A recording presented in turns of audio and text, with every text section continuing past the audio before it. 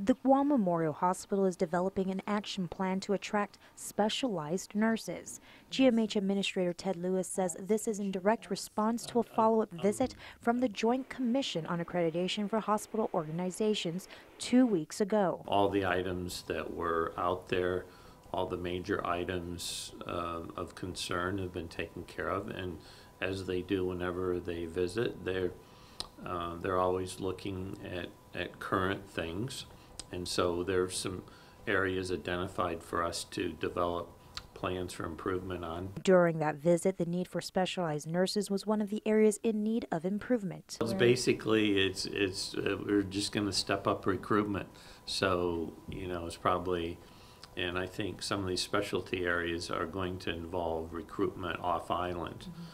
While we have some good feeder systems here in Guam, for nurses, such as our educational institutions, there are good nurses being turned out, but in the specialty area, a med-surg nurse or a newly graduated nurse isn't eligible to work in those specialty areas usually until they've had a few years' experience. While Lewis was unable to share the number of positions they are trying to fill, as we reported, the Joint Commission advised GMH that the number of hours nurses worked requires additional staffing.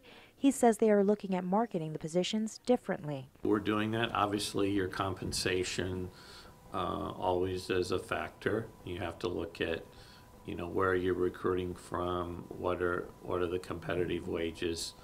But in addition to that, there are great things about Guam that are attractive to people that live elsewhere. And if you can get people to think about Guam and to see it as a paradise, which I think it is, then those things really help. Lewis says they will be submitting their plan of action to the Joint Commission for review next month.